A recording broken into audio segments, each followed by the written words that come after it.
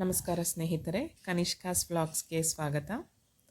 ಇವತ್ತು ನಾವು ತುಂಬ ಈಸಿಯಾಗಿರೋ ಟೇಸ್ಟಿಯಾಗಿರೋ ಹಲಸಿನ ಹಿಟ್ಟು ಹೇಗೆ ಮಾಡೋದು ನೋಡೋಣ. ಈಗ ಹಲಸಿನಕಾಯಿ ಸೀಸನ್ ಆಗಿದ್ದರಿಂದ ಹಲಸಿನ ಹಿಟ್ಟು ಮಕ್ಕಳಿಗೆ ಈವ್ನಿಂಗ್ ಸ್ನ್ಯಾಕ್ಸ್ ಆಗಿ ಕೊಟ್ಟರೆ ಸೀಸನಲ್ ಹಣ್ಣು ತಿಂದ ಹಾಗೂ ಇರುತ್ತೆ. ಎಷ್ಟೋ ಮಕ್ಕಳು ಹಣ್ಣು ತಿನ್ನೋಕ್ಕೆ ಬೇಜಾರು ಮಾಡಿಕೊಂಡಾಗ ಈ ರೀತಿ ಸ್ನ್ಯಾಕ್ಸ್ ಮಾಡಿ ಕೊಟ್ಟರೆ ಕಾಫಿ ಟೈಮಲ್ಲಿ ಎಲ್ರಿಗೂ ಇಷ್ಟ ಆಗುತ್ತೆ.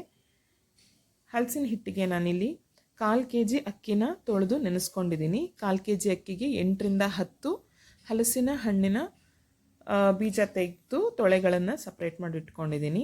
ಅಕ್ಕಿ ನೆಂದಿರೋದ್ರಿಂದ ಮಿಕ್ಸಿ ಜಾರ್ಗೆ ಅಕ್ಕಿ, ಹಲಸಿನ ಹಣ್ಣು, ಒಂದು 7ರಿಂದ 8 ಏಲಕ್ಕಿನ ಬಿಡಿಸ್ಕೊಂಡು ಹಾಕಿದ್ದೀನಿ. ಹಾಗೆ ಬೆಲ್ಲನ ತುರಿದಿಟ್ಕೊಂಡಿದ್ದೀನಿ.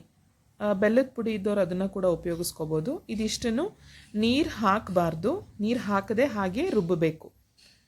ನೋಡಿ ಎಷ್ಟು ಚೆನ್ನಾಗಿ ಪೇಸ್ಟ್ ಆಗಿದೆ. ತುಂಬ ನುಣ್ಣಗೆ ರುಬ್ಕೊಳ್ಳಿ. ನಂತರ ನಾನು ಒಂದು ತಟ್ಟೆಗೆ ತುಪ್ಪ ಹಚ್ಕೊಂಡಿದ್ದೀನಿ.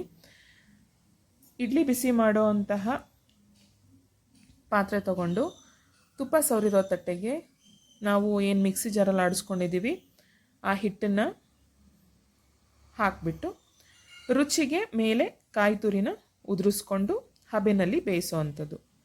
ಕಾಯಿ ತುರಿ ಇಷ್ಟ ಆಗೋರು ಹಾಕ್ಬೋದು, ಇಲ್ಲಾಂದರೆ ಸ್ಕಿಪ್ ಮಾಡ್ಬೋದು.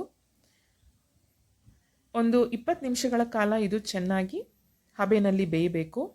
ನೋಡಿ, ಈ ರೀತಿ ಚಾಕು ಹಾಕಿ ಪ್ರೆಸ್ ಮಾಡಿ ನೋಡಿದ್ರೆ ಅದು ಅಂಟ್ಕೋಬಾರ್ದು, ಆವಾಗ ಅದು ಆಗಿದೆ ಅಂತ ಅರ್ಥ.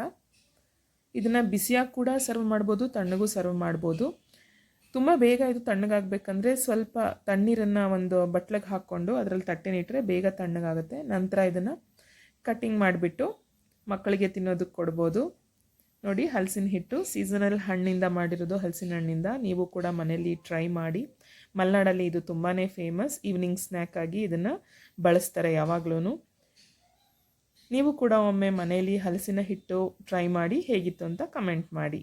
Thank you.